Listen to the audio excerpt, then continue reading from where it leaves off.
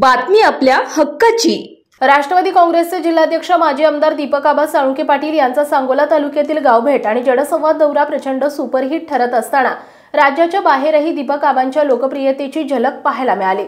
पश्चिम बंगालमधील कोलकाता दौऱ्यावर असलेल्या दीपक आबांचे कोलकाता विमानतळावर जंगी स्वागत करण्यात आले। यंदा कोणत्याही परिस्थितीमध्ये दीपक आबांच्या पाठीशी सांगोला तालुक्यातील देशभर पसरलेले सर्व गलाई बांधव तनमन धनानं दीपक आबांच्या पाठीशी खंबीरपणे उभा राहतील असा विश्वासही यावेळी गलाई बांधवांनी व्यक्त केला। रविवार दिनांक 21 सप्टेंबर रोजी राष्ट्रवादीचे जिल्हाध्यक्ष माजी आमदार दीपक आबा साळुंखे पाटील कोलकाता दौऱ्यावर गेले होते। यावेळी नेताजी सुभाषचंद्र बोस आंतरराष्ट्रीय विमानतळावर त्यांचे महाराष्ट्रातील तमाम मराठी गलाई बांधवांनी भव्य दिव्य स्वागत केले। त्यानंतर हजारो गलाई बांधवांसमवेत दीपक आबांनी कोलकाता येथील सुप्रसिद्ध कालीमाता यांचे दर्शन घेऊन कोलकाता येथील अग्रेसन सेवा समिती हॉलमध्ये तमाम मराठी गलाई बांधवांशी संवाद साधला। यावेळी मराठी गलाई बांधवांनी माजी आमदार दीपक आबा साळुंखे पाटील यांचा हृदय सत्कार करून दीपक आबांचा सन्मान केला। यावेळी आसाम राज्य गलाई संघटनेचे अध्यक्ष सुभाष शेठ बाबर तसेच पश्चिम बंगाल गलाई संघटनेचे अध्यक्ष अनिल भैया शिंदे यांच्यासह सुप्रसिद्ध उद्योजक संजय शेठ दिघे, रामदासजी चव्हाण, उत्तमरावजी जरे, महादेव जरे, दत्तात्रय बुलबुले, विनोद पवार आदी प्रमुख पदाधिकाऱ्यांसह आसाम आणि पश्चिम बंगाल या दोन्ही राज्यातील हजारो मराठी गलाई बांधव मोठ्या संख्येने उपस्थित होते। यावेळी गलाई बांधवांनी आपल्या अनेक वर्ष प्रलंबित असणाऱ्या मागण्यांचे निवेदन माजी आमदार दीपक आबा साळुंखे पाटील यांना दिले।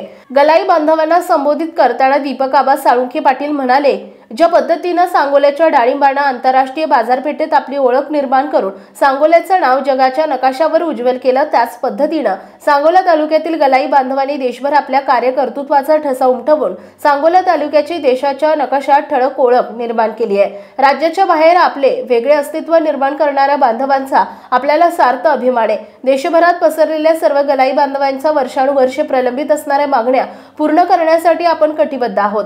देशभरातील गलाई उद्योगाचा लघु उद्योग मध्ये समाविष्ट करण्यासाठी आपण शासन दरबारी प्रयत्न करू। तसेच राज्याच्या बाहेर चोरीने सोने घेतले असा बनाव करून अनेक गलाई बांधवांना बाहेरील पोलिसांकडून नाहक त्रास दिला जातो।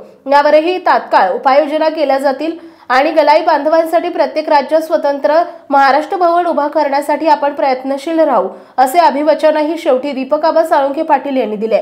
संपूर्ण देशभर विस्तारलेल्या गलाई बांधवांच्या प्रमुख मागण्या सोडवण्यासाठी आपण प्राधान्यक्रमाने प्रयत्न करणार आहोत। गलाई व्यवसायाचा सूक्ष्म आणि लघु उद्योगात समावेश करणं तसेच पोलिसांच्या नाहक त्रासापासून गलाई बांधवांचं संरक्षण करणं आणि प्रत्येक राज्यात प्रामुख्याने आसाम आणि पश्चिम बंगाल महाराष्ट्र भवन उभा करण्याची मागणी गलाई बांधवांनी केली आहे। यावेळी गलाई बांधवांच्या खांद्याला खांदा लावून हे प्रश्न मार्गी लावण्यासाठी आपण प्रयत्नशील राहू अशी ग्वाही दीपक आबांनी दिली आहे।